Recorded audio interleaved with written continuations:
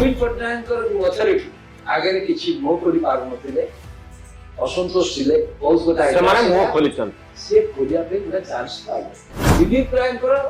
ନେତାଙ୍କ ଉପରେ ଗୋଟେ ପ୍ରଭାବ ଅଛି। ସମ୍ପର୍କଟା ବହୁତ ଘନିଷ୍ଠ, କାରଣ ବିଜେଡି ସୃଷ୍ଟି କରିବାରେ ତାଙ୍କର ମଧ୍ୟ ଗୋଟେ ଭୂମିକା ଅଛି। ବିଜୁ ଲିଗାସି ଯୋଉଟା ବିଜୁ ଜନତା ଦଳ ଛାଡ଼ିକି ବର୍ତ୍ତମାନ ପାଣ୍ଡିଆ ଲିଗାସି ଆଉ ସମ୍ପୂର୍ଣ୍ଣ ବିଶ୍ୱ ଲିଗାସି ସେମାନେ ମୋବିଲାଇଜ କରିପାରିବେ ବିଜେଡିକୁ ପୁଣି ଥରେ ଭାଙ୍ଗିବା ପାଇଁ। ଏମାନେ ଗୋଟେ ଷଡ଼ଯନ୍ତ୍ର କରୁଛନ୍ତି ବା ମସୁଦା କରୁଛନ୍ତି, ଗୋଟେ ପ୍ଲାନ କରୁଛନ୍ତି। ବିଜେଡି କି ନୁହଁ, ସେମାନେ ପୁଣି କହୁଛନ୍ତି ଆପଣ ବିଜେଡି ଦୁର୍ବଳ ହବା ନିହାତି ବିଜେପି ପାଇଁ ଆବଶ୍ୟକ, ବିଶେଷ ପଞ୍ଚାୟତ ନିର୍ବାଚନ ପୂର୍ବରୁ। ରାଜନୀତିରେ ବଞ୍ଚିବା ପାଇଁ ହେଲେ ଏଇ 8 ଜଣ ବିଧାୟକଙ୍କ ପାଇଁ ଗୋଟିଏ ପ୍ଲାଟଫର୍ମର ଆବଶ୍ୟକତା ଅଛି। ସେଥିପାଇଁ ଏମାନେ ପୁରା ଚେଷ୍ଟା କରିବେ ବିଜେଡିକୁ ଭାଙ୍ଗିବା ପାଇଁ। ସେଇ ବିଜେଡି କି ଭାଙ୍ଗିବା ପାଇଁ ହଁ। ଏବଂ ଏ ପ୍ରକ୍ରିୟାରେ ଭାରତୀୟ ଜନତା ପାର୍ଟି ସହାୟତା ଦବ। ବିଜୁ ଜନତା ଦଳରେ ବଡ ଧରଣର ଗଣ୍ଡଗୋଳ ପରେ, କ୍ରସ୍ ଭୋଟିଂ ପରେ ଏବେ ନେତା ପରସ୍ପରକୁ ଦୋଷ ଦଉଛନ୍ତି। ପ୍ରଭାତ ତ୍ରିପାଠୀ, ପ୍ରଭାତ ବିଶ୍ୱାଳଙ୍କୁ ବିଜୁ ଜନତା ଦଳର ନେତା ମାନେ ଗାଳି ଦଉଛନ୍ତି। ଗତକାଲି ରାତିରେ ବିଜୁ ଜନତା ଦଳର ବରିଷ୍ଠ ନେତା ପୂର୍ବତନ ମନ୍ତ୍ରୀ ପ୍ରତାପ ଜେନାଙ୍କ ଘର ଆଗରେ ହଙ୍ଗାମା ଦେଖିବା ପାଇଁ ମିଳିଲା। ଗୋଟିଏ ସପ୍ତାହ ଧରି ଯଦି ଆପଣ ଓଡ଼ିଶା ରାଜନୀତିକୁ ଲକ୍ଷ୍ୟ କରିବେ, ବିଜେଡି ରାଜନୀତିକୁ ଲକ୍ଷ୍ୟ କରିବେ, ବିଜେଡି ବନାମ ବିଜେଡି, ବିଜେଡି ବନାମ ବିଜେପି ନୁହେଁ, ଏଇଭଳି ଏକ ସ୍ଥିତି ତିଆରି ହେଇଛି ଯେତେବେଳେ ନେତା ପରସ୍ପରର ଗୁଳି ଖୋଳୁଛନ୍ତି। ଆପଣ ଯଦି ସୋସିଆଲ ମିଡିଆକୁ ଯିବେ, ପ୍ରଭାତ ତ୍ରିପାଠୀ, ପ୍ରଭାତ ବିଶ୍ୱାଳଙ୍କର ଚରିତ୍ର ସଂହାର କରାଯାଉଛି। କିଭଳି ସେମାନେ ଲାଞ୍ଚ ନେଲେ, କୋଟି କୋଟି ଟଙ୍କା କାରବାର ହେଲା ଏବଂ ତାଙ୍କ ପୁଅ ଦେବୀରଞ୍ଜନ ତ୍ରିପାଠୀ ଯୋଉ ରାଲି କଲେ, ସେ ରାଲି ସମ୍ପର୍କରେ ମଧ୍ୟ କଟୁ କଥା ସବୁ ସୋସିଆଲ ମିଡିଆରେ ଦେଖିବା ପାଇଁ ମିଳୁଛି। ପ୍ରଶ୍ନ ହେଉଛି ଯେ ଏଉଠୁ ଅର୍ଥାତ୍ ବିଜେଡି ବନାମ ବିଜେଡି, ବିଜେଡିର ନେତା ଆଉ ବିଜେଡି ନେତାଙ୍କ ଭିତରେ ଯୋଉ ଗଣ୍ଡଗୋଳ ଚାଲିଛି, ଆର ପରବର୍ତ୍ତୀ ପର୍ଯ୍ୟାୟଟି କଣ, ପରବର୍ତ୍ତୀ ଦୃଶ୍ୟଟି କଣ? ସେ ତ ରବି ଦାସ ମୋ ସହିତ ଅଛନ୍ତି। ଆ ପରବର୍ତ୍ତୀ ଦୃଶ୍ୟ ଆପଣ କଣ ଦେଖୁଛନ୍ତି? ନା ଆପଣ ଯେମିତି ଆପଣ କହିଲେ, ଆମେ ବି ବିଷୟରେ ଏଇ ପ୍ଲାଟଫର୍ମ ଆମେ ଆଲୋଚନା କରିଛେ। ଏଇ ରାଜ୍ୟସଭା କ୍ରସ୍ ଭୋଟିଂ କଣ ଗୋଟେ ଇଙ୍ଗିତ ଦେଲା, ଏଇ କ୍ରସ୍ ଭୋଟିଂ ଇଙ୍ଗିତ ଦେଲା ଯେ ବିଜେଡିର ଗୋଟେ ବଡ ଧରଣର କିଛି ଲୋକ ଯୋଉମାନେ ହୁଏତ ଅସନ୍ତୁଷ୍ଟ ଥିଲେ, ନବୀନ ପଟ୍ଟନାୟକଙ୍କର ଯୋଉ ଅଥରିଟି ଆଗରେ କିଛି ମୁହଁ ଖୋଲି ପାରୁନଥିଲେ, ଅସନ୍ତୋଷ ଥିଲେ, ବହୁତ କଥା ସେମାନେ ମୁହଁ ଖୋଲିଛନ୍ତି। ସେ ଖୋଲିବା ପାଇଁ ଗୋଟେ ଚାନ୍ସ ପାଇଲେ ଏବଂ ଏଇ ଖୋଲିବାରେ ଆପଣ କହିବେ ଦିଲ୍ଲୀପ ରାୟ ପ୍ରାର୍ଥୀ ନ ହେଇକି ଆଉ କିଏ ହେଇଥିଲେ, ବିଜେଡି ଆଉ କାହାକୁ ଡିପେଣ୍ଡ କରିଥାନ୍ତା, ହୁଏତ ହେଇପାରିନଥାନ୍ତା। କାରଣ ଦିଲ୍ଲୀପ ରାୟଙ୍କର ନେତାଙ୍କ ଉପରେ ଗୋଟେ ପ୍ରଭାବ ଅଛି। ସମ୍ପର୍କଟା ବହୁତ ଘନିଷ୍ଠ, କାରଣ ବିଜେଡି ସୃଷ୍ଟି କରିବାରେ ତାଙ୍କର ମଧ୍ୟ ଗୋଟେ ଭୂମିକା ଅଛି। ଦିଲ୍ଲୀପ ରାୟଙ୍କର ସେଇ ଦୃଷ୍ଟିରୁ ଦେଖିଲେ ଆପଣ ଆମେ ତ ଆଲୋଚନା କରୁଥିଲେ, ଏମାନେ ଯେତେବେଳେ ଭୋଟ ଦେଇଛନ୍ତି ସେମାନେ ବିଜୁ ଲିଗାସି କଥା ଉଠେଇଲେ। ଆମେ କାହିଁ ଭୋଟ ଦେଲୁ ନା, ବର୍ତ୍ତମାନ ବିଜୁ ଲିଗାସି ଯୋଉଟା ବିଜୁ ଜନତା ଦଳ ଛାଡ଼ିକି ବର୍ତ୍ତମାନ ପାଣ୍ଡିଆ ଲିଗାସି ଆଉ ସମ୍ପୂର୍ଣ୍ଣ ବିଶ୍ୱ ଲିଗାସି ପରିଣତ ହେଇଛି ଏବଂ ଆମେ ଚାହୁଁଛୁ ବିଜୁ ଲିଗାସି ରକ୍ଷା କରିବା ପାଇଁ। ବିଜୁ ଲିଗାସି ସେମାନଙ୍କ ଯୁକ୍ତି ହେଲା, ବିଜୁ ଲିଗାସି କେମିତି ରକ୍ଷା କରାଯାଇପାରିବ ନା ଏମାନଙ୍କୁ ହଟେଇଲେ, ଏମାନଙ୍କୁ ହଟେଇବା କେମିତି ଆମେ ବିରୋଧ କରିଦେଲୁ ଏବଂ ସିଏ ଆହୁରି ଆହ୍ୱାନ ଦଉଛନ୍ତି। ଦେଖନ୍ତୁ ଯେ ଆହୁରି ଲୋକ ଅଛନ୍ତି ଦଳ ଭିତରେ, ଯେମିତି ଦିଲ୍ଲୀପ ରାୟ ବୋଲି କହିଛନ୍ତି, ଆପଣ ଦେଖିଲେ ତାଙ୍କ ସାଥିରେ 18 ଜଣ ଲୋକ ଯୋଗାଯୋଗ କରିଥିଲେ, କିଛି ଲୋକ ଆସିଲେ, ତାର ତ ସେମାନେ ସମ୍ମତି କୁଆଡେ ଦେଇଥିଲେ, ତାର ତ ଆହୁରି ଏମିତି ଲୋକ ଅଛନ୍ତି ଯାହାକୁ ଅଣାଯାଇ ପାରିବ। ତେଣୁ ଏମାନେ ଗୋଟେ ନିଶ୍ଚିତ ଭାବରେ ପ୍ଲାନ କରୁଛନ୍ତି। ଆ ପଛରେ କୃଷ୍ଣଭୂମିରେ କିଏ ଅଛନ୍ତି? କୃଷ୍ଣ ପଛରେ ବିଜୟ ମହାପାତ୍ର ଅଛନ୍ତି, କୃଷ୍ଣ ପଛରେ ପ୍ରଭାତ ତ୍ରିପାଠୀ ଅଛନ୍ତି, ଅମର ଶତପଥୀ ଅଛନ୍ତି, ପ୍ରଭାତ ବିଶ୍ୱାଳ ଅଛନ୍ତି। ଏଇ ସବୁ ଯୋଉମାନେ ଅଛନ୍ତି, ଯୋଉମାନେ ପୁରୁଖା ଲୋକ। ଆପଣ ଭାବୁଛନ୍ତି ଏମାନେ ମୋବିଲାଇଜ କରିପାରିବେ ବିଜେଡିକୁ ପୁଣି ଥରେ ଭାଙ୍ଗିବା ପାଇଁ? ଏମାନେ ଗୋଟେ ଷଡ଼ଯନ୍ତ୍ର କରୁଛନ୍ତି ବା ମସୁଦା କରୁଛନ୍ତି, ଗୋଟେ ପ୍ଲାନ କରୁଛନ୍ତି। ବିଜେଡି କି ନୁହଁ, ସେମାନେ ପୁଣି କହୁଛନ୍ତି ଆପଣ ଡିଏମକେ ହେଇଥିଲା, ଆପଣ ଜାଣିଛନ୍ତି ଶିବସେନା ଦିଭାଗ ହେଲା, ଆପଣ ଜାଣିଛନ୍ତି ବିଜେଡି ଦିଭାଗ ହବ। ଏଇଭଳିଆ ଗୋଟେ ଉଦ୍ୟମ, ଏଇ ଉଦ୍ୟମରେ ବର୍ତ୍ତମାନ 8 ଜଣ ହେଲେ ୟାଙ୍କର ଆପଣ ସସ୍ପେଣ୍ଡ କରିବେ, ଏମାନେ ଏକ୍ସପେଲ ହବା ସସ୍ପେଣ୍ଡ ହବା ନିଶ୍ଚିତ। ଏଥିରେ କିଛି ଭୁଲ ଭାଲ ଏମାନେ ଏକ୍ସପେଲ ହେବା ବା ସସ୍ପେଣ୍ଡ ହବା ନିଶ୍ଚିତ। ନିଶ୍ଚିତ, ଏଥିରେ ଆଉ କିଛି ଦ୍ୱିଧା ନାହିଁ, କାହିଁକି ସେମାନେ ପୁରାପୁରି ନବୀନ ପଟ୍ଟନାୟକ ଅସରେ ଚ୍ୟାଲେଞ୍ଜ କରୁଛନ୍ତି। କିନ୍ତୁ ବିଜେପିରେ ଏବେ ମଧ୍ୟ ଅଧିକାଂଶ ଲୋକ ମେଜରିଟି ଆଉ ମେଜରିଟି ଅଫ ଦି ୱାର୍କର୍ସ ସେ ନବୀନ ପଟ୍ଟନାୟକଙ୍କୁ ନେତା ଭାବରେ ମାନିକି ଅଛନ୍ତି। କାରଣ ନବୀନ ପଟ୍ଟନାୟକ ବ୍ୟତୀତ ସେଠି ଦ୍ୱିତୀୟ ନେତା ଆବିର୍ଭାବ ହେଇନାହାନ୍ତି ଅଛନ୍ତି ଏବଂ କୌଣସି ଆଞ୍ଚଳିକ ଦଳର ଫର୍ମେସନ ଇଲେକ୍ସନ ଡିବାକଲ ପରେ 24 ମସିହାର ନିର୍ବାଚନ ପରାଜୟ ପରେ ମାତ୍ର 8 ଜଣ ବିଧାୟକଙ୍କର ସ୍ୱର ଦଳ ବିରୁଦ୍ଧରେ ଯାଇଛି। ତ ବର୍ତ୍ତମାନ ସୁଦ୍ଧା 42 ଜଣ ବିଧାୟକ ଅଛନ୍ତି ନବୀନ ବାବୁଙ୍କ ସାଇଡରେ। ତ ଆପଣ ଭାବୁଛନ୍ତି ଏ 42 ଜଣ ମଧ୍ୟ ତାଙ୍କ ଭିତରୁ ଏମିତି ବିଧାୟକ ଅଛନ୍ତି ଯୋଉମାନେ ପରିସ୍ଥିତି ଆଉ ପରିବେଶ ଆସିଲେ ସେମାନେ ମଧ୍ୟ ଦଳ ତ୍ୟାଗ କରିପାରନ୍ତି? ଦେଖନ୍ତୁ, ଇଏ ବର୍ତ୍ତମାନ ମଞ୍ଜି ବୁଣା ହେଲା, ମଞ୍ଜିଟି ପଇଲା। ମୁଁ ଯୋଉ ଯେ ମଞ୍ଜିଟା ଗଛ ହବ ବୋଲି ମୁଁ କହୁନି, କିନ୍ତୁ ପୁରା ମଞ୍ଜିଟି ଗୋଟେ ପୋତା ହେଲା ନା ନାଇଁ। ଏଇ ଯୋଉ ମଞ୍ଜିରେ ଯୋଉମାନେ ଅଛନ୍ତି ଆ ପୃଷ୍ଠଭୂମିରେ ଯୋଉମାନେ ଅଛନ୍ତି ସେମାନେ କିଛି କମ ଲୋକ ନୁହନ୍ତି। ଏବଂ ବଡ କଥା ହଉଛି ଏଇ ଯୋଉମାନେ ଆଦିରେ ଅଧିକାଂଶ ହଉଛନ୍ତି ୟଙ୍ଗର, ଏଇ ବିଧାୟକ ମାନେ ହଉଛନ୍ତି ଅନେକ ୟଙ୍ଗର, ତାଙ୍କ ନିଜ ରାଜନୈତିକ ଭବିଷ୍ୟତ ଅଛି ନା ନାଇଁ। ଏବଂ ସେ ରାଜନୈତିକ ଭବିଷ୍ୟତକୁ ବିଜେପି ସମ୍ପୂର୍ଣ୍ଣ ଭାବରେ ସୁରକ୍ଷିତ କରିପାରିବ ଏଇ ଯେ ବର୍ତ୍ତମାନ ଭାବୁ। ବିଜେପି ହୁଏତ ଆଗକୁ ଯଦି ଏଇ ଉଦ୍ୟମ ଯଦି ଏମାନେ କରୁଛନ୍ତି ତା ପଛରେ ହୁଏତ ବିଜେପି ସହାୟତା କରିବ। ଯେମିତି ମୁଁ କହିଲି ହୁଏ ଶିବସେନା କଥା କୁହନ୍ତୁ ସହାୟତା କରିବ, କିନ୍ତୁ ବିଜେପି ଆଙ୍କୁ ସମସ୍ତଙ୍କୁ ନେଇକି ଆକୋମୋଡେଟ୍ କରିଦବ ଏହା ସମ୍ଭବ ନାହିଁ। ଏବଂ ଆକୋମୋଡେଟ୍ କରିଦେଲେ ଲାଭ କିଛି ହବନି। ତ ଏମାନେ ଗୋଟେ ପଲିଟିକାଲ ପ୍ଲାଟଫର୍ମ କରିଦେଲେ ମଧ୍ୟ କିଛି ଲାଭ ହବନି, କାହିଁକି ନା ବିଜେପି ତଥାପି ଯଦି ବିଜେପି ଚାଲିଗଲେ ବିଜେପିର ଜେନେରାଲ ଓଡିଶାରେ ଯୋଉ ଲୋକ ଅଛନ୍ତି ସେ ରହିଯାଏ ବାକି 42 ଲୋକ ହୁଅନ୍ତୁ, 42 ବିଧାୟକ କଲେ କମ କଥା ନୁହେଁ। ଏବଂ ଭୋଟ ଉପରେ ତାପରେ କଣ ପ୍ରଭାବ ପଡୁଛି ନା ନାହିଁ କେହି କାହାକୁ ଜଣା ନାହିଁ। ମତେ ଗୋଟେ କଥା କୁହନ୍ତୁ, ବର୍ତ୍ତମାନ ସମୟରେ ଆମେ ଦେଖୁଛୁ ଯେ ପ୍ରଭାତ ବିଶ୍ୱାଳ ପ୍ରଭାତ ତ୍ରିପାଠୀଙ୍କୁ ବହୁ ଜୋରରେ ବିଜୁ ଜନତା ଦଳ ନେତା ମାନେ ଆଟାକ୍ କରୁଛନ୍ତି। ଆପଣ ଗତକାଲି ରାତିରେ ଦେଖିବେ ପ୍ରତାପ ଜେନାଙ୍କ ଘର ଆଗରେ ଯାଇକି ହଙ୍ଗାମା କଲେ କିଛି ଯୁବକ ଯୋଉମାନେ ତାଙ୍କ ସିଗ୍ନେଚରରେ କଣ ଇଣ୍ଡିକେଟ କରୁଛି? ଆପଣ ଦେଖିବେ ଏଇ ଘଟଣା ପରେ ବିଜୁ ଜନତା ଦଳ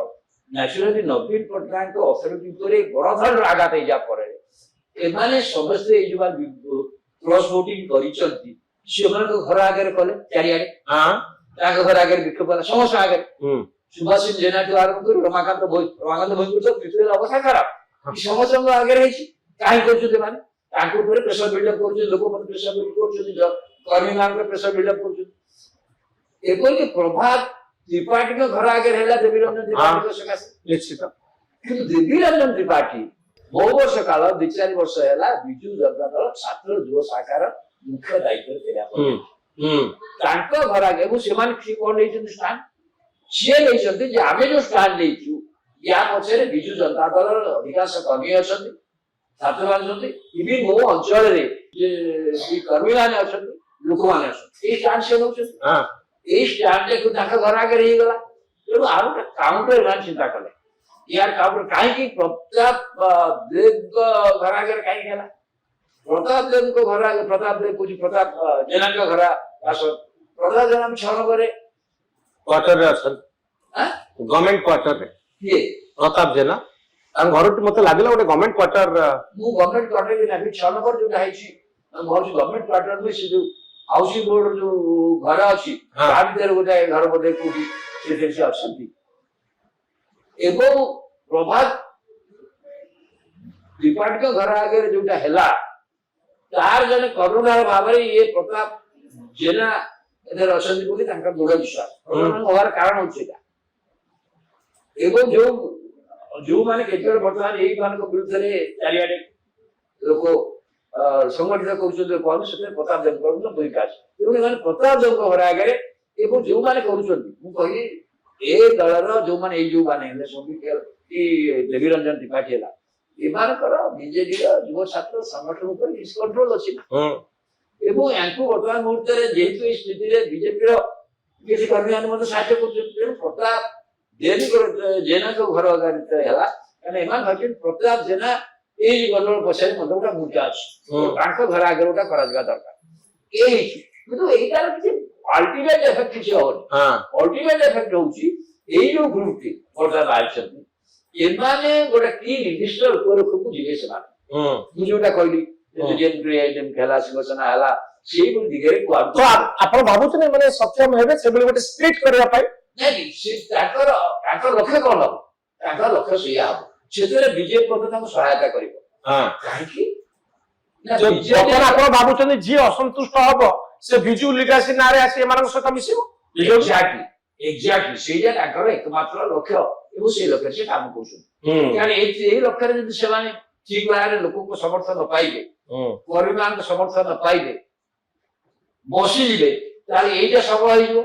ନବୀନ ପଟ୍ଟନାୟକ ଆକ୍ଟିଭ ହେଇଯାଇଛନ୍ତି ମତେ ଅନେକ ଲୋକ କହିଲେ ନବୀନ ପଟ୍ଟନାୟକ ଯେତେବେଳେ ମୁଖ୍ୟମନ୍ତ୍ରୀ ଥିଲେ ଯେତିକି ଆକ୍ଟିଭ ନଥିଲେ ବର୍ତ୍ତମାନ ତାଠୁ ଅଧିକ ଯାଉନଥିଲେ କିନ୍ତୁ ଆଜି ଲିଡର ଅପୋଜିସନ କରୁଛି ବିଧାନସଭା ବିଲ୍ଡିଂ ଏବଂ ସିଏ ସକ୍ରିୟ ହେଇଯାଇଛନ୍ତି ସକ୍ରିୟ ଖାଲି ହେଇନାହାନ୍ତି ପଲିଟିକାଲ ସକ୍ରିୟ ହେବା ସହିତ ତାଙ୍କର ଗୋଟେ ହାତ ମଧ୍ୟ ବି କଂଗ୍ରେସ ଆଡକୁ ଗଲା ଭଳିଆ ଲୋକ ମନରେ ଫିଲିଂ ମଧ୍ୟ ଆସିଲାଣି ତେଣୁ ବିଜେପି ମଧ୍ୟ ଭାବୁଛି ଏଇଟା ବଡ ତାଙ୍କ ପାଇଁ ଭବିଷ୍ୟତରେ ବିପଦ ହବ ତେଣୁ ବିଜେଡି ଦୁର୍ବଳ ହବା ନିହାତି ବିଜେପି ପାଇଁ ଆବଶ୍ୟକ ବିଶେଷ ପଞ୍ଚାୟତ ନିର୍ବାଚନ ପୂର୍ବରୁ ପଞ୍ଚାୟତ ନିର୍ବାଚନ ଯଦି ପଞ୍ଚାୟତ ନିର୍ବାଚନ ହବ ସେତେବେଳକୁ ଯଦି ଏଇ ରୂପରେଖାଟାକୁ ନ ଆସିବ ତାହେଲେ ପରିସ୍ଥିତି ଭିନ୍ନ ହବ। ଆପଣ ଭାବୁଛନ୍ତି କି ଏବେ ବି ଅସନ୍ତୋଷ ଅଛି ଏଇ 8 ଜଣଙ୍କ ବାଦ ଆହୁରି ଅନେକ ବିଧାୟକ ଅଛନ୍ତି ଯୋଉମାନେ ହୁଏତ ସ୍ୱର ଉତ୍ତୋଳନ କରିପାରନ୍ତି ଯୋଉମାନେ ହୁଏତ ଦଳ ଛାଡିବା ପାଇଁ ଆଗଭର ହେଇପାରନ୍ତି ଯଦି ସେଇଭଳି ଗୋଟେ ଭଲ ନେତୃତ୍ୱ ସେ ପାଖରେ ରୁହେ? ଏକ୍ଜାକ୍ଟଲି ଆପଣ ଯୋଉଟା କହିଲେ ଏମାନେ କୁଆଡକୁ ଯାଉଛନ୍ତି ଜଣା ନାହିଁ ଏମାନେ ବର୍ତ୍ତମାନ କେବଳ ବିଜୁ ଲିଗାସୀ କଥା କହୁଛନ୍ତି ଏବଂ ଏମାନଙ୍କର କଂକ୍ରିଟ ରୂପରେଖ କିଛି ଜଣା ପଡିନି ଆଉ ଏମାନଙ୍କର ନେତୃତ୍ୱ କିଏ ନେବେ ତା ମଧ୍ୟ ତାଙ୍କ ମାଡ ହଉଛି ବିକେ ପାଣ୍ଡିଆନ ସମ୍ପୂର୍ଣ୍ଣ ବିଷୟ ଉପରେ ଆପଣ ଲକ୍ଷ୍ୟ କରନ୍ତୁ ଏବଂ ନବୀନ ପଟ୍ଟନାୟକ ଯେ ନବୀନ ପଟ୍ଟନାୟକ ତାପରେ ମୁଁ ସିଧାସଳଖ ନବୀନ ପଟ୍ଟନାୟକ ଆଟାକ କରୁଛି ଯେ ନବୀନ ପଟ୍ଟନାୟକ ବିଜୁ ଲିଗାସୀକୁ ଓଡିଶାରେ ଧ୍ୱଂସ କରିଦେଲେ ତ ଆପଣ ଭାବୁଛନ୍ତି କି ବର୍ତ୍ତମାନ ସୁଦ୍ଧା ସେଇଭଳି ଅସନ୍ତୋଷ ଏବେ ବି ରହିଛି ବିଜେଡି ଭିତରେ? ମୁଁ ଭାବୁଛି ଦିଟା କଥା ଯଦି ଏଇ ଗ୍ରୁପ ତାଙ୍କ ଲକ୍ଷ୍ୟ ଦିଗରେ ଆଗେଇ ନ ପାରିବେ ଯୋଉଟା କି ମୁଁ କହିଲି ଦିଲ୍ଲୀପ ରାମ ସୂଚନା ଦେଇଛନ୍ତି 18 ଜଣ ତାଙ୍କୁ ସବୁ ପ୍ରୋତ୍ସାହନ ଦେଇଥିଲେ ସେମାନେ କିଏ ଆମେ ଜାଣିନେ ତାହେଲେ କଣ ହବ ତାହେଲେ ନବୀନ ପଟ୍ଟନାୟକ ଭାରି ହେଇ ପଡିବେ ନବୀନ ପଟ୍ଟନାୟକ ତାଙ୍କ ସମର୍ଥକ ମାନେ ଭାରି ହେଇ ପଡିବେ ଆଗ ଆପଣ ବୁଝନ୍ତୁ ଅଲ୍ଟିମେଟଲି ତ ଲୋକ ଜଜ୍ କରିବେ ଅଲ୍ଟିମେଟଲି ଏମାନଙ୍କ ପରଫରମାନ୍ସ ଏମାନଙ୍କ ବିଷୟରେ ଲୋକ ଜଜ୍ କରିବେ କାହିଁ କହିଲି ପଞ୍ଚାୟତ ଟର୍ଣ୍ଣିଂ ପଏଣ୍ଟ ହବ ନିର୍ବାଚନ ଯଦି ପଞ୍ଚାୟତ ନିର୍ବାଚନରେ ବେଳକୁ ଏମାନେ ନିର୍ଦ୍ଦିଷ୍ଟ ରୂପରେଖ ନ ନେବେ ଲୋକ ପାଖକୁ ତ ଯିବେ ନା ନାଇଁ ଲୋକଙ୍କୁ କଣ କହିବେ ଆମେ ଏଇ କାରଣ ନବୀନ ପଟ୍ଟନାୟକ ବିରୁଦ୍ଧରେ ଯାଇଛୁ ବା ନବୀନ ପଟ୍ଟନାୟକ ଏଇଆ କଲେ ତାକୁ ଲୋକମାନେ କେମିତି ଗ୍ରହଣ କରୁଛନ୍ତି ବିଜେପିର କର୍ମୀମାନେ କେମିତି ଗ୍ରହଣ କରୁଛନ୍ତି? ଏଇ 8 ଜଣ ଗୋଟେ ପ୍ଲାଟଫର୍ମ ବର୍ତ୍ତମାନ ବନେଇବା ପାଇଁ ବାଧ୍ୟ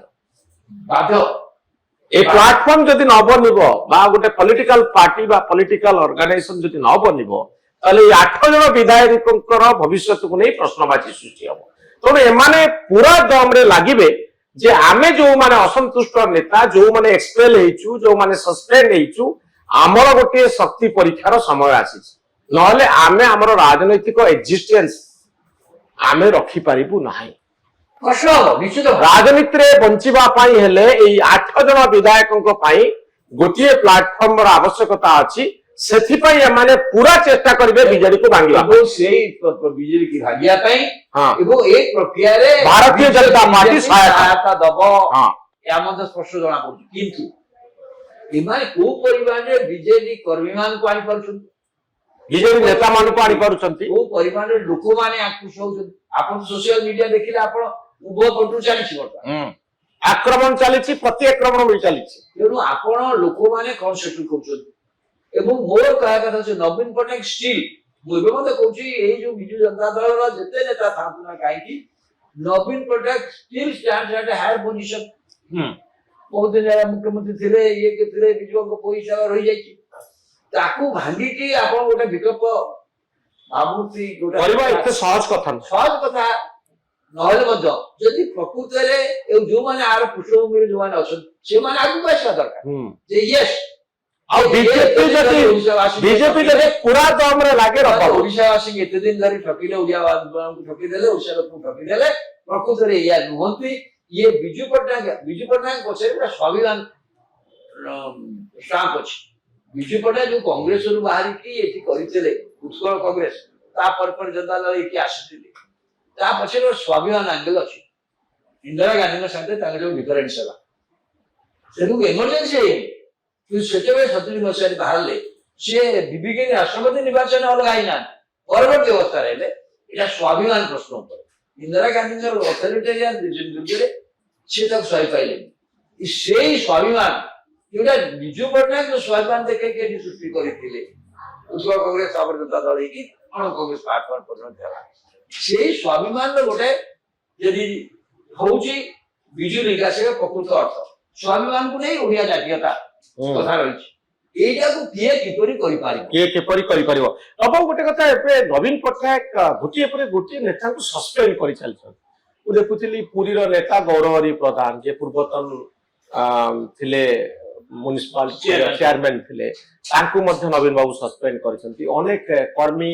साधारण जो मन को ना बेसी लोक जानि नांती सेमान को मध्य सस्पेंड करा तो नवीन बाबू कहउछंती जे मु दुर्बल नुहे मु सस्पेंड करि चाली जे दल विरुद्ध रे जाउची जे असंतोष प्रकाश करूची मु भाबुची एटा उटा इनडिसिप्लिन मु ता ऊपर एक्शन लेबी तो एटा उटा भलो निष्पत्ति की जे उपा नहीं जान तांकु वर्तमान से जोली भाबरे सीधा सब भाबरे ही authority is being challenge authority challenge तांकर जो आज पर आपण हैंडल करो सुप्रीमो माने केही तांको कथा को चैलेंज करी अथॉरिटी सेटा से जब पार्टी गला सेटा पार्टी जा परे ताकु ता स्वतंत्र जे स्टैमिना न देखिबे इधर स्टैमिना देखेले वर्तमान जो माने एथरे शामिल हेई छथि शामिल हेई से खबर रखछथि का घर किए बसुची कोन कोन किए बसुची सेमान को समझी भी कराउ कारण ए वार्ता खाली एठी नो एंटायर ओडिसा रे वार्ता जाईची बिजू जनता दल सहित प्रथम जो मान दिले सारा ओडिसा रे सेमान को जोगासूत्र मध्ये मानसिकता रहिची तो सेमाने एटा को आनी पारिबे ना नाही के दुर आनी चेष्टा करू प्रथम तो ये कोन करिवे प्रथम चेष्टा करू जे से करे हम कोन कहउचंती ताका बाकू जाउचंती ताका घरे बचचंती आगो सेमान को पार्टी रो बाहर करते द्वारा गोटे बड़ मेसेज जीव जे असंतोष को आमे टॉलरेट करिबो तमे जदी रहइबो आम टर्म्स एंड कंडीशन रे रहइबो तेरो तमे जदी जाओ ताले हमर किछि असुविधा आज आपन ताकर पीएससी बैठक कहउछि हां आपन देखिबे ये बात करिवे काहे के बिजू पटनायक नवीन पटनायक के अथॉरिटी को जदी काम न करछन जे बिजू लेले रहले के ना तेरो ए 6 जण विधायकन को एक्सपेल करा जीवो ना सस्पेंड करा जीवो बोले आपण भाउछ जे नहीं प्रथमे हुए तो सस्पेंड करि पारिबे एक्सपेल करिबे एई सुकासे एक्सपेल करि देले और सस्पेंड करि रखिले तांको आउटे सुविधा हबो तांको विधानसभा भितरे दलीय हुई ताकपति लागू हबो विधानसभा रे वोटिंग हबो जे दलीय वोटिंग यदि दलीय निर्देश अनुसार से न देबे ताको सभापति चलिबो तो सेमान को सस्पेंड करिकरी रखा जीवो मु भाबुची तांको विरुद्ध तांको समस्या के निलंबन करा जीवो आ पार्टी रो बाहर करा जीवो बहिष्कार करा जीवो बहिष्कार करिवे नाही किंतु दीटा अवसर से देखुतबे दीटा कारण विधानसभा रे ए सुजोग को जे जानिछन सेमान आसीबे एगरो मन जानिछन किंतु तांको हले की झुले की रखा जीवो किंतु रखिले कोन हबो ना से एक्सपेल न होला पर्यंत एक्सपेल हेले मतलब से और कोन एक्सट्रीम स्टेप नहीं पारिबे ने दल विरुद्ध रे वोट देई पारिबे ने विधानसभा भितरे विधानसभा लेजिस्लेशन जे आसीबो जल्दी गाड़ी सरकार लेजिस्लेशन दल देला जे डिवीजन हो वोट निया जाऊ दल हुई देला हुई अनुसार वोट दो आदेश माने नलता सपोर्ट चलियो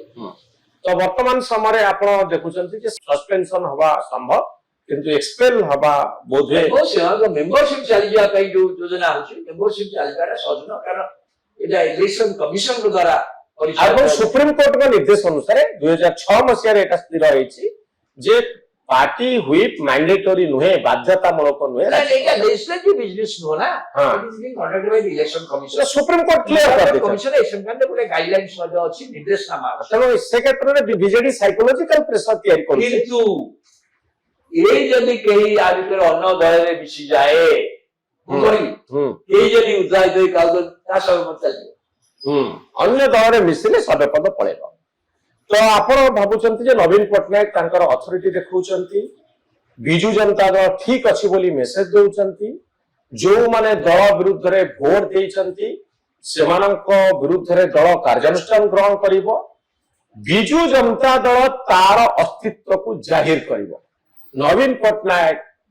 ବହୁ ବର୍ଷ ପରେ ସକ୍ରିୟତା ଦେଖାଉଛନ୍ତି। ଯୋଉ ନବୀନ ପଟ୍ଟନାୟକ ନିଜର ସମସ୍ତ କ୍ଷମତାକୁ ଡେଲିଗେଟ କରିଦେଇଥିଲେ ପାଣ୍ଡିଆନ ବାବୁଙ୍କ ହାତରେ, ସେ ନିଜେ ବର୍ତ୍ତମାନ ସକ୍ରିୟ ହେଇ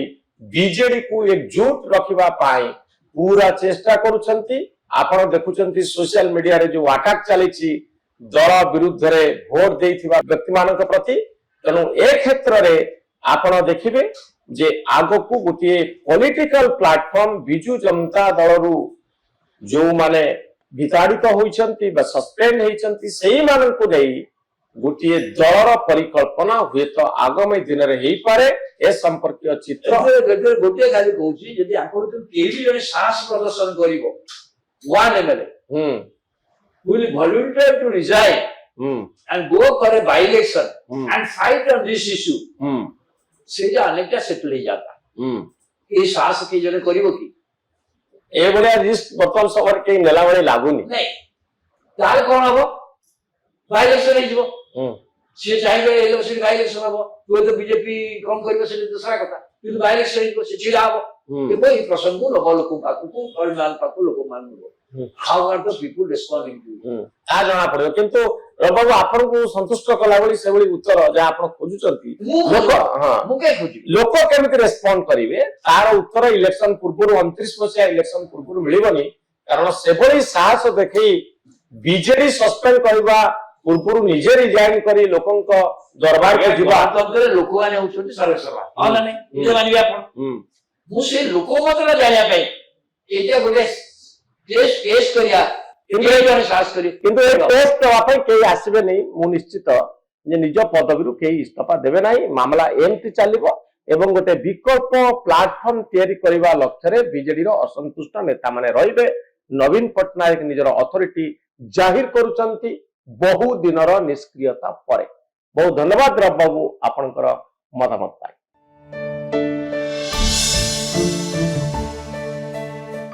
ନବୀନ ପଟ୍ଟନାୟକଙ୍କର ଯୋଉ ଅଥରିଟି ଆଗରେ କିଛି ମୁହଁ ଖୋଲି ପାରୁନଥିଲେ,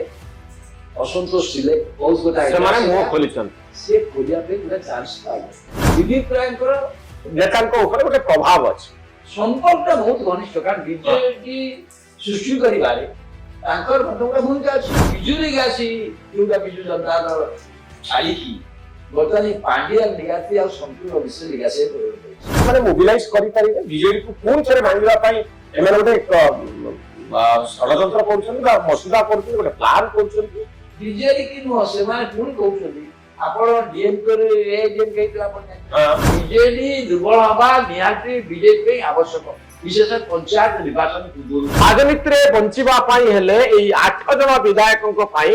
ଗୋଟିଏ ପ୍ଲାଟଫର୍ମର ଆବଶ୍ୟକତା ଅଛି। ସେଥିପାଇଁ ଏମାନେ ପୁରା ଚେଷ୍ଟା କରିବେ ବିଜେଡିକୁ ଭାଙ୍ଗିବା। ସେଇ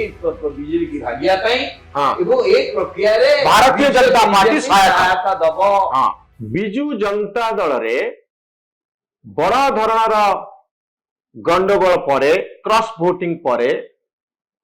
ଏବେ ନେତା ପରସ୍ପରକୁ ଦୋଷ ଦଉଛନ୍ତି। ପ୍ରଭାତ ତ୍ରିପାଠୀ, ପ୍ରଭାତ ବିଶ୍ୱାଳଙ୍କୁ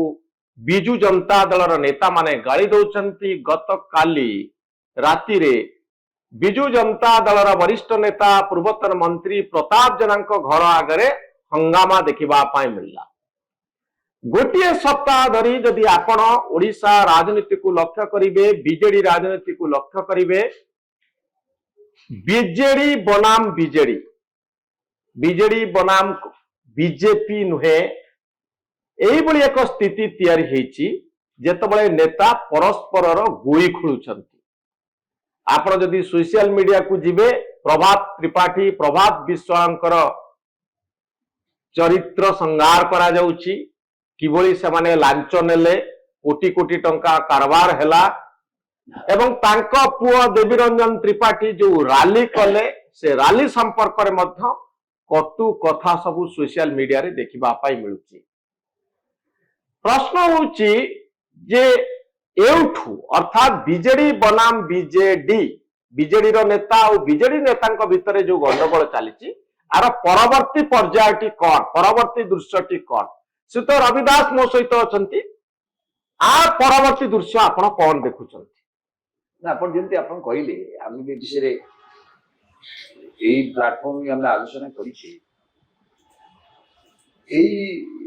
ରାଜ୍ୟସଭା କ୍ରସ୍ ଭୋଟିଂରେ କଣ ଗୋଟେ ଇଙ୍ଗିତ ଦେଲା ଏଇ କ୍ରସ୍ ଭୋଟିଂଟା ଇଙ୍ଗିତ ଦେଲା ଯେ ବିଜେପିର ଗୋଟେ ବଡ ଖଣ୍ଡର କିଛି ଲୋକ ଯୋଉମାନେ ହୁଏତ ଅସନ୍ତୁଷ୍ଟ ଥିଲେ ନବୀନ ପଟ୍ଟନାୟକଙ୍କର ଯୋଉ ଅଥରିଟି ଆଗରେ କିଛି ମୁହଁ ଖୋଲି ପାରୁନଥିଲେ ଅସନ୍ତୋଷ ଥିଲେ ବହୁତ କଥା ସେମାନେ ମୁହଁ ଖୋଲିଛନ୍ତି ସିଏ ଖୋଲିବା ପାଇଁ ଗୋଟେ ଚାନ୍ସ ପାଇଲେ ଏବଂ ଏଇ ଖୋଲିବାରେ ଆପଣ କହିବେ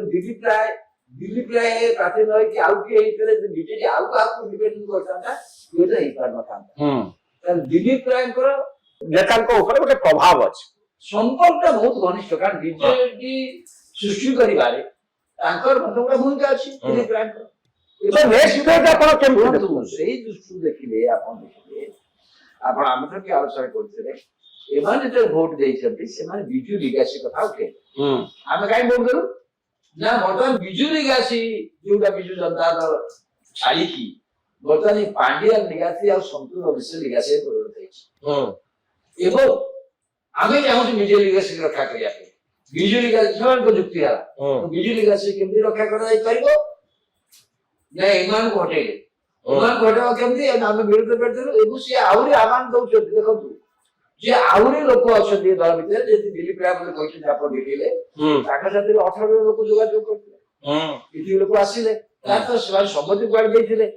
ତାର ତ ଆହୁରି ଆମ ଲୋକ ଅଛନ୍ତି ଯାହାକୁ ଅଣାଯାଇ ପାରିବ ତେଣୁ ଏମାନେ ଗୋଟେ ନିଶ୍ଚିତ ଭାବରେ ପ୍ଲାନ୍ କରୁଛନ୍ତି ଆ ପଛରେ ପୃଷ୍ଠଭୂମିରେ କିଏ ଅଛନ୍ତି ପୃଷ୍ଠଭୂମି ପଛରେ ବିଜୟ ମହାପାତ୍ର ଅଛନ୍ତି ପୃଷ୍ଠଭୂମି ପଛରେ ପ୍ରଭାତ ତ୍ରିପାଠୀ ଅଛନ୍ତି ଅମର ଶତପଥୀ ଅଛନ୍ତି ପ୍ରଭାତ ବିଶ୍ୱାଳ ଅଛନ୍ତି ଏଇ ସବୁ ଯୋଉମାନେ ଅଛନ୍ତି ଯୋଉମାନେ ପୁରୁଖା ଲୋକ ଆପଣ ଭାବୁଛନ୍ତି ଏମାନେ ମୋବିଲାଇଜ କରିପାରିବେ ବିଜେଡିକୁ ପୁଣି ଥରେ ଭାଙ୍ଗିବା ପାଇଁ ଏମାନେ ଗୋଟେ ଷଡଯନ୍ତ୍ର କରୁଛନ୍ତି ବା ମସୁଦା କରୁଛନ୍ତି ଗୋଟେ ପ୍ଲାନ କରୁଛନ୍ତି ବିଜେଡି କି ନୁହଁ ସେମାନେ ପୁଣି କହୁଛନ୍ତି ଆପଣ ଡିଏମକେ ହେଇଥିଲା ଆପଣ ଜାଣିଛନ୍ତି ଶିବସେନା ବିଭାଗ ହେଲା ଆପଣ ଜାଣିଛନ୍ତି ତ ବିଜେଡି ଦି ଭାଗ ହବ ଏଇଭଳିଆ ଗୋଟେ ଉଦ୍ୟମ ଏଇ ଉଦ୍ୟମରେ ବର୍ତ୍ତମାନ 8 ଜଣ ଏମଏଲଏ ହେଲେଣି ଆଙ୍କର ଆପଣ ସସ୍ପେଣ୍ଡ କରିବେ ଏମାନେ ସସ୍ପେଣ୍ଡ ହବା ନିଶ୍ଚିତ ଏଥିରେ କିଛି ଭୁଲ ଏମାନେ ଏକ୍ସପେଲ ହେବା ବା ସସ୍ପେଣ୍ଡ ହବା ନିଶ୍ଚିତ ଏଥିରେ ଆଉ କିଛି ଦ୍ୱିଧା ନାହିଁ କାହିଁକି ସେମାନେ ପୁରାପୁରି ନବୀନ ପଟ୍ଟନାୟକ ଅଥରିଟି ଚ୍ୟାଲେଞ୍ଜ କରୁଛନ୍ତି କିନ୍ତୁ ବିଜେପିରେ ଏବେ ମଧ୍ୟ ଅଧିକାଂଶ ଲୋକ ମେଜରିଟି ଆଉ ମେଜରିଟି ଅଫ ଦି ୱାର୍କର୍ସ ସେ ନବୀନ ପଟ୍ଟନାୟକଙ୍କୁ ନେତା ଭାବରେ ମାନିକି ଅଛନ୍ତି କାରଣ ନବୀନ ପଟ୍ଟନାୟକ ବ୍ୟତୀତ ସେଠି ଦ୍ୱିତୀୟ ନେତା ଆବିର୍ଭାବ ହେଇନାହାନ୍ତି ଅଛନ୍ତି ଏବଂ କୌଣସି ଆଞ୍ଚଳିକ ଦଳର ଫର୍ମେସନ ଇଲେକ୍ସନ ଡିବାକଲ ପରେ 24 ମସିହାର ନିର୍ବାଚନ ପରାଜୟ ପରେ ମାତ୍ର 8 ଜଣ ବିଧାୟକଙ୍କର ସ୍ୱର ଦଳ ବିରୁଦ୍ଧରେ ଯାଇଛି ତ ବର୍ତ୍ତମାନ ସୁଦ୍ଧା 42 ଜଣ ବିଧାୟକ ଅଛନ୍ତି ନବୀନ ବାବୁଙ୍କ ସାଇଡରେ ତ ଆପଣ ଭାବୁଛନ୍ତି ଏଇ 42 ଜଣ ମଧ୍ୟ ତାଙ୍କ ଭିତରୁ ଏମିତି ବିଧାୟକ ଅଛନ୍ତି ଯୋଉମାନେ ପରିସ୍ଥିତି ଆଉ ପରିବେଶ ଆସିଲେ ସେମାନେ ମଧ୍ୟ ଦଳ ତ୍ୟାଗ କରିପାରନ୍ତି ଦେଖନ୍ତୁ ଇଏ ମୋଟାମୋଟା ମଞ୍ଜି ବୁଣା ହେଲା ମଞ୍ଜିଟି ପଇଲା ମୁଁ ଯୋଉ ମଞ୍ଜିଟା ଗଛ ହବ ବୋଲି ମୁଁ କହୁନି କିନ୍ତୁ ପୁରା ମଞ୍ଜିଟି ଗୋଟେ ପୋତା ହେଲା ନା ନାଇଁ ଏଇ ଯୋଉ ମଞ୍ଜିରେ ଯୋଉମାନେ ଅଛନ୍ତି ଆ ପୃଷ୍ଠଭୂମିରେ ଯୋଉମାନେ ଅଛନ୍ତି ସେମାନେ କିଛି କମ ଲୋକ ନୁହନ୍ତି ଏବଂ ବଡ କଥା ହଉଛି ଏଇ ଯୋଉମାନେ ଆ ଭିତରେ ଅଧିକାଂଶ ହଉଛନ୍ତି ୟଙ୍ଗର ଏଇ ବିଧାୟକ ମାନେ ହଉଛନ୍ତି ଅନେକ ୟଙ୍ଗର ତାଙ୍କ ନିଜ ରାଜନୈତିକ ଭବିଷ୍ୟତ ଅଛି ନା ନାଇଁ ଏବଂ ସେ ରାଜନୈତିକ ଭବିଷ୍ୟତକୁ ବିଜେପି ସମ୍ପୂର୍ଣ୍ଣ ଭାବରେ ସୁରକ୍ଷିତ କରିପାରିବ ଏଇ ଯୋଉ ବର୍ତ୍ତମାନ ଭାବୁ ବିଜେପି ହୁଏତ ଆମକୁ ଯଦି ଏଇ ଉଦ୍ୟମ ଯଦି ମାନେ କରୁଛନ୍ତି ତା ପଛରେ ହୁଏତ ବିଜେପି ସହାୟତା କରିବ ଯେମିତି ମୁଁ କହିଲି ହୁଏ ଶିବସେନା କଥା କୁହନ୍ତୁ ସହାୟତା କରିବ କିନ୍ତୁ ବିଜେପି ଆଙ୍କୁ ସମସ୍ତଙ୍କୁ ନେଇକି ଆକୋମୋଡେଟ କରିଦବ ଏହା ସମ୍ଭବ ନାହିଁ ଏବଂ ଆକୋମୋଡେଟ କରିଦେଲେ ଲାଭ କିଛି ହବନି ତ ଏମାନେ ଗୋଟେ ପଲିଟିକାଲ ପ୍ଲାଟଫର୍ମ କରିଦେଲେ ମଧ୍ୟ କିଛି ଲାଭ ହବନି କାହିଁକି ନା ବିଜେପି ତଥାପି ଯଦି ବିଜେପି ଚାଲିଗଲେ ବିଜେପିର ଜେନେରାଲ ଓଡିଶାରେ ଯୋଉ ଲୋକ ଅଛନ୍ତି ସେ ରହିଯାଏ ବାକି 42 ଲୋକ ହୁଅନ୍ତୁ 42 ବିଧାୟକ କଲେ କମ କଥା ନାହିଁ ଏବଂ ଭୋଟ ଉପରେ ତାପରେ କଣ ପ୍ରଭାବ ପଡୁଛି ନା ନାହିଁ କେହି କାହାକୁ ଜଣା ନାହିଁ ମତେ ଗୋଟେ କଥା କୁହନ୍ତୁ ବର୍ତ୍ତମାନ ସମୟରେ ଆମେ ଦେଖୁଛୁ ଯେ ପ୍ରଭାତ ବିଶ୍ୱାଳ ପ୍ରଭାତ ତ୍ରିପାଠୀଙ୍କୁ ବହୁ ଜୋରରେ ବିଜୁ ଜନତା ଦଳ ନେତା ମାନେ ଆଟାକ କରୁଛନ୍ତି ଆପଣ ଗତକାଲି ରାତିରେ ଦେଖିବେ ପ୍ରତାପ ଜେନାଙ୍କ ଘର ଆଗରେ ଯାଇକି ହଙ୍ଗାମା କଲେ କିଛି ଯୁବ ଯୋଉମାନେ ତାଙ୍କ ସିଗ୍ନେଚରରେ କଣ ଇଣ୍ଡିକେଟ କରୁଛି ଆପଣ ଦେଖିବେ ଏଇ ଘଟଣା ପରେ ବିଜୁ ଜନତା ଦଳ ନ୍ୟାଚୁରାଲି ନବୀନ ପଟ୍ଟନାୟକଙ୍କ ଅଥରିଟି ଉପରେ ବଡ ଧରଣର ଆଘାତ ହେଇଯିବା ପରେ ଏମାନେ ସମସ୍ତେ ଏଇ ଯୋଉ କ୍ରସ୍ ଭୋଟିଂ କରିଛନ୍ତି ସେମାନଙ୍କ ଘର ଆଗରେ କଲେ ଚାରିଆଡେ ତାଙ୍କ ଘର ଆଗରେ ବିକ୍ଷୋଭ କଲା ସମସ୍ତ ଆଗରେ ସୁଭାଷିନୀ ଜେନାଠୁ ଆରମ୍ଭ କରି ରମାକାନ୍ତ ଭୋଇପୁର ପୃଥିବୀର ଅବସ୍ଥା ଖରାପ ସମସ୍ତଙ୍କ ଆଗରେ ହେଇଛି କାହିଁକି କରୁଛନ୍ତି ମାନେ ତାଙ୍କ ଉପରେ ପ୍ରେସର ବିଲ୍ଡଅପ୍ କରୁଛନ୍ତି ଲୋକମାନେ ପ୍ରେସର ବିଲ୍ଡ କରୁଛନ୍ତି କର୍ମୀ ମାନଙ୍କ ପ୍ରେସର ବିଲ୍ଡଅପ୍ କରୁଛନ୍ତି ଏପରିକି ପ୍ରଭାତ ତ୍ରିପାଠୀଙ୍କ ଘର ଆଗରେ ହେଲା ଦେବୀ ରଞ୍ଜନ ତ୍ରିପାଠୀଙ୍କ ସକାଶେ ନିଶ୍ଚିତ କିନ୍ତୁ ଦେବୀ ରଞ୍ଜନ ତ୍ରିପାଠୀ ବହୁ ବର୍ଷ କାଳ 2-4 ବର୍ଷ ହେଲା ବିଜୁ ଜନତା ଦଳ ଛାତ୍ର ଯୁବ ଶାଖାର ମୁଖ୍ୟ ଦାୟିତ୍ୱରେ ଥିଲା ତାଙ୍କ ଘର ଆଗେ ଏବଂ ସେମାନେ କିଏ କଣ ନେଇଛନ୍ତି ଷ୍ଟାଣ୍ଡ ସିଏ ନେଇଛନ୍ତି ଯେ ଆମେ ଯୋଉ ଷ୍ଟାଣ୍ଡ ନେଇଛୁ ୟା ପଛରେ ବିଜୁ ଜନତା ଦଳର ଅଧିକାଂଶ କର୍ମୀ ଅଛନ୍ତି ଛାତ୍ରମାନେ ଅଛନ୍ତି ଇଭି ମୋ ଅଞ୍ଚଳରେ ଯେ କର୍ମୀମାନେ ଅଛନ୍ତି ଲୋକମାନେ ଅଛନ୍ତି ଏଇ ଷ୍ଟାଣ୍ଡ ସେ ନେଉଛନ୍ତି ଏଇ ଷ୍ଟାଣ୍ଡ ତାଙ୍କ ଘର ଆଗରେ ହେଇଗଲା ତେଣୁ ଆଉ ଗୋଟେ କାଉଣ୍ଟର ଏମାନେ ଚିନ୍ତା କଲେ यार काउंटर काहे प्रताप देव घर आगे काहे गेला प्रताप देव को घर आगे प्रताप देव कुछ प्रताप जेना का घर आस प्रताप जेना हम 6 नंबर क्वार्टर रे अछन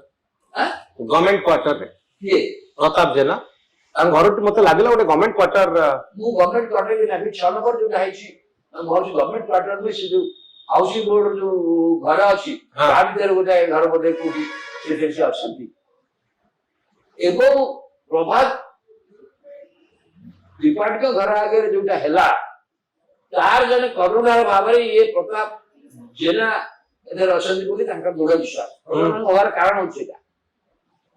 एवं जो माने केतेर वर्तमान एई मानक विरुद्ध रे चारियाडे लोक संगठित करूछन कोन सेते प्रताप देव करूछन भूमिका एवं माने प्रताप देव घर आगे एवं जो माने करूछन मु कहि ए दलर जो माने ए जो माने सब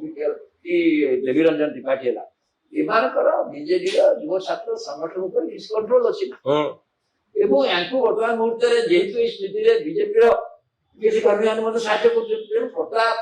जेना को घर है प्रताप जेना ये गंडगोल पछाड़ी गोटे मुद्दा अच्छी घर आगे गोटा कर दरकार यार अल्टीमेट इफेक्ट किसी होनी अल्टीमेट इफेक्ट होची एई जो ग्रुप टी वर्तमान आइछथि एमाने गोटे की निर्दिष्ट रूपरेखा को जिवे से माने मु जोटा कहली जेन क्रिएटिव खेला शिवसेना हला सेई को दिगरे को तो आपण भाबुछने माने सक्षम हेबे से बोले गोटे स्प्लिट करबा पाई नहीं से ताकर लक्ष्य कोन हो ताकर लक्ष्य सेया हो सेतरे बीजेपी पद ताको सहायता करिवो हां काहे की ना बीजेपी आपण भाबुछने जी असंतुष्ट हबो से बिजू लिगासी नारे आसी एमानक सहित मिसिबो एग्जैक्टली सेया ताकर एकमात्र लक्ष्य एवं से लक्ष्य से काम करछन यानी ए लक्ष्य रे जदि सेवाने ठीक बारे लोक को समर्थन न पाइबे परिमाण समर्थन न पाइबे बसी जिवे ताले एटा सफल होइबो नवीन मान एक्टिव हो जाइछ मते अनेक लोक कहिले नवीन मान जे मुख्यमंत्री थिले जेते कि एक्टिव नथिले वर्तमान ताको अधिक जाउ नथिले किंतु आज लीडर ऑपोजिशन गोइंग विधानसभा बिल्डिंग एवं सी सक्रिय हो जाइछ सक्रिय खाली नांती पॉलिटिकल सक्रिय सहित तांकर गोटे हाथ मध्य भी कांग्रेस आड़ को गला भलिया लोक मन फीलिंग मन आसला तेणु बीजेपी मध्य भाबुची एटा बड़ तांको भी भविष्य विपद हबो तेणु बीजेडी दुर्बल हवा निहाती बीजेपी आवश्यक विशेष पंचायत निर्वाचन पूर्व पंचायत निर्वाचन यदि पंचायत निर्वाचन हबो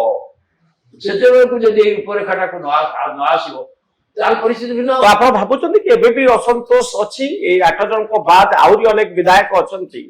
जो माने हुए तो स्वर उत्तोलन करि पारंती जो माने हुए तो दल छाड़िया पई आगबर होई पारंती जदि सही बोली गोटे भलो नेतृत्व से पाकरे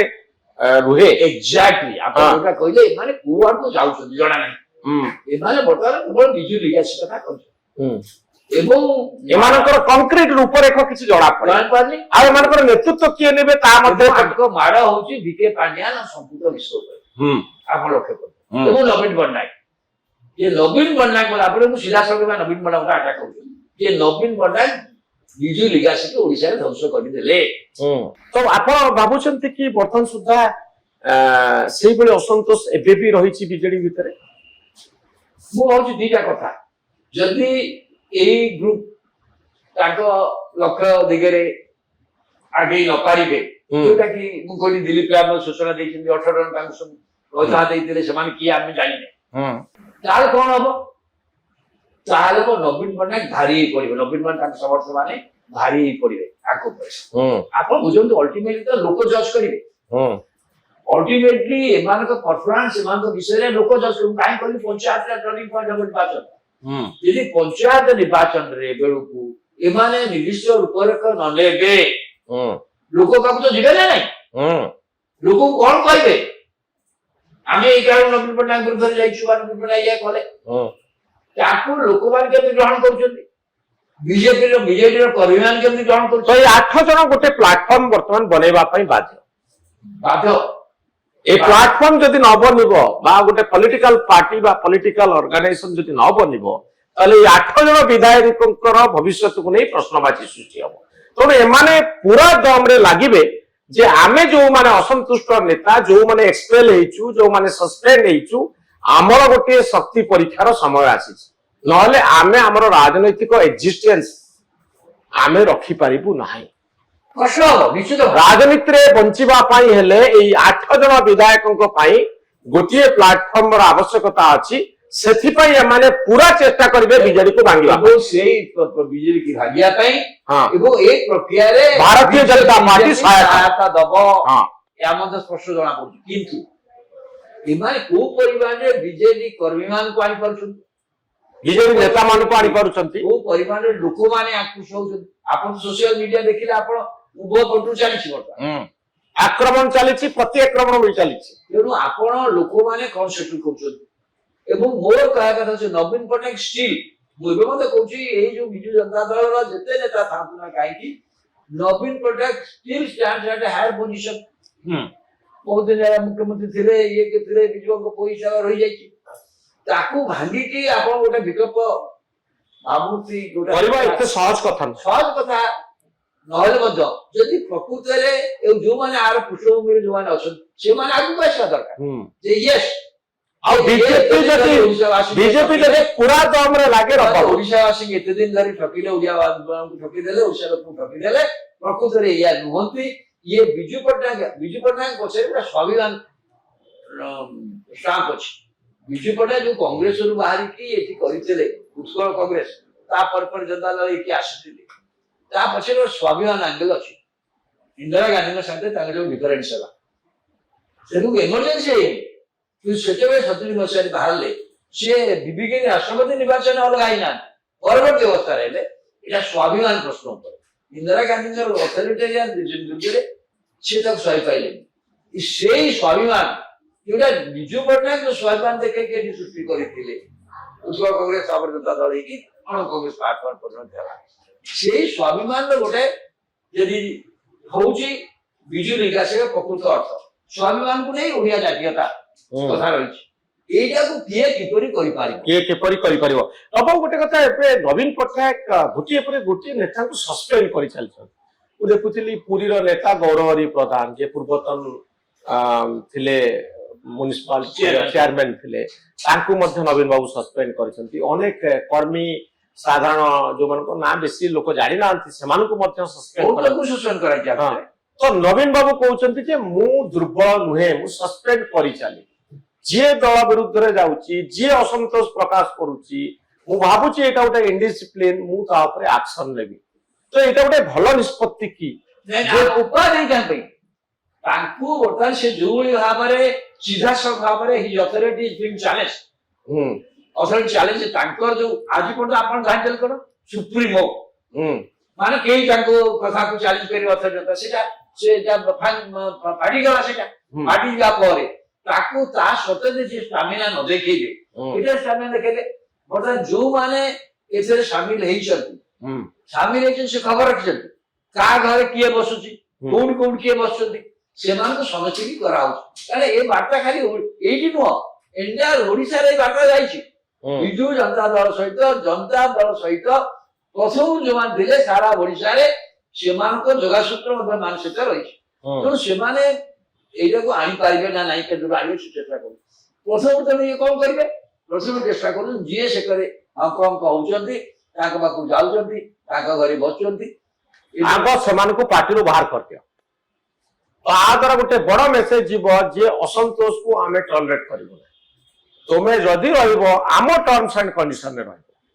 ତେଣୁ ତମେ ଯଦି ଯାଅ ତାହେଲେ ଆମର କିଛି ଅସୁବିଧା। ଆଜି ଆପଣ ତାଙ୍କର ପିଏସସି ବୈଠକ ହଉଛି ଆପଣ ଦେଖିବେ ଏ ବାହାର କରିବେ କାହିଁକି ବିଜୁ ପଟ୍ଟନାୟକ ନବୀନ ପଟ୍ଟନାୟକ ଅଥରିଟିକୁ ଯଦି କାମ ନ କରୁଛନ୍ତି ଯେ ବିଜୁ ରହିବ କି ଆଉ ନା ତେଣୁ ଏ 6 ଜଣ ବିଧାୟକଙ୍କୁ ଏକ୍ସପେଲ କରାଯିବ ନା ସସ୍ପେଣ୍ଡ କରାଯିବ ବୋଲି ଆପଣ ଭାବୁଛନ୍ତି? ନାଇଁ ପ୍ରଥମେ ହୁଏତ ସସ୍ପେଣ୍ଡ କରିପାରିବେ, ଏକ୍ସପେଲ କରିବେନି। ଏଇ ସକାଶେ ଏକ୍ସପେଲ କରିଦେଲେ ସସ୍ପେଣ୍ଡ କରି ରଖିଲେ ତାଙ୍କୁ ଆଉ ଗୋଟେ ସୁବିଧା ହବ, ତାଙ୍କୁ ବିଧାନସଭା ଭିତରେ ଦଳୀୟ ହୁଇପ୍ ତାଙ୍କ ପ୍ରତି ଲାଗୁ ହବ, ବିଧାନସଭା ଭିତରେ ଭୋଟିଂ ହବ। ସେ ଦଳୀୟ ଭୋଟିଂ ଯଦି ଦଳୀୟ ନିର୍ଦ୍ଦେଶ ଅନୁସାରେ ସେ ନଦେବେ ତାଙ୍କ ସଭାପତି ଚାଲିବ। ତେଣୁ ସେମାନଙ୍କୁ ସସ୍ପେଣ୍ଡ କରିକି ରଖାଯିବ। ମୁଁ ଭାବୁଛି ତାଙ୍କ ବିରୁଦ୍ଧରେ ତାଙ୍କୁ ସମସ୍ତଙ୍କୁ ନିଲମ୍ବନ କରାଯିବ,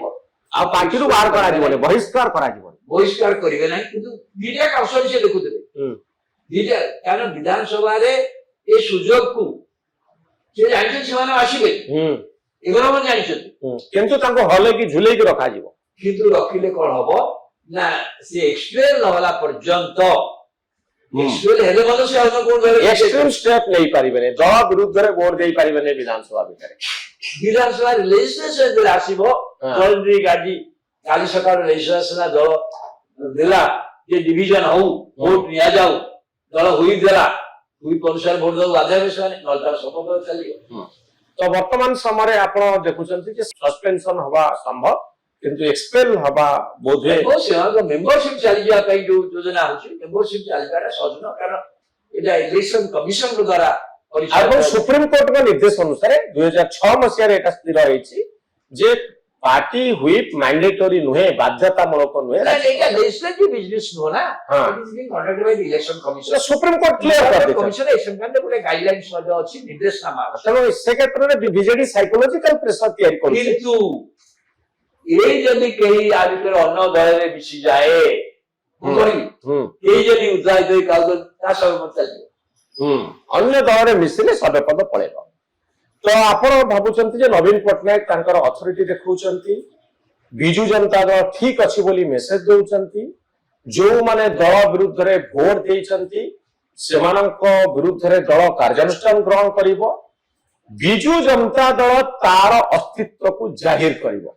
ନବୀନ ପଟ୍ଟନାୟକ ବହୁ ବର୍ଷ ପରେ ସକ୍ରିୟତା ଦେଖାଉଛନ୍ତି, ଯୋଉ ନବୀନ ପଟ୍ଟନାୟକ ନିଜର ସମସ୍ତ କ୍ଷମତାକୁ ଡେଲିଗେଟ କରିଦେଇଥିଲେ ପାଣ୍ଡିଆନ ବାବୁଙ୍କ ହାତରେ, ସେ ନିଜେ ବର୍ତ୍ତମାନ ସକ୍ରିୟ ହେଇ ବିଜେଡି କୁ एकजुट रखिबा पाई पूरा चेष्टा करुछंती। आपण देखुछंती सोशल मीडिया रे जो अटैक चलीछि दल विरुद्ध रे भोट देइथिबा व्यक्ति मानक प्रति, तेणु ए क्षेत्र रे आपण देखिबे जे आगो को गोटे पॉलिटिकल प्लेटफॉर्म बिजू जनता दल रु जो माने विताड़ित होइछंती बा सस्पेंड होइछंती सेही मानन को देई गोटे दलर परिकल्पना हुए तो आगामी दिन रे हेई पारे। ए संपर्कीय चित्र गोटे खाली कहूची यदि आपण तो केही जने साहस प्रदर्शन करिवो one MLA will volunteer to resign and go for a by election and fight on this issue, से जो अनेकटा सेटल हो जाता, ये साहस के जने करिवो की ए बड़े रिस्क बर्तमान सवर के नेला बड़े लागुनी नहीं तार कोन हबो बाय इलेक्शन हे जिवो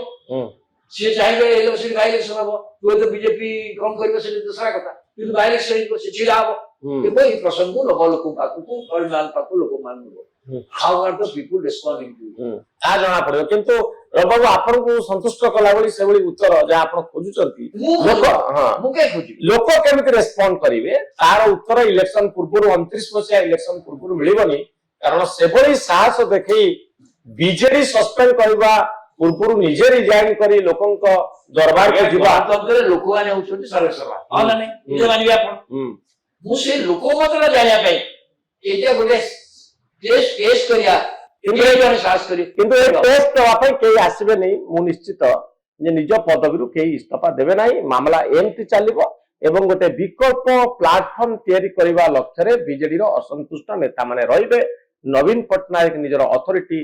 जाहिर करूचंती बहु दिनर निष्क्रियता परे। बहुत धन्यवाद रब बाबू आपनकर मतामत पाई।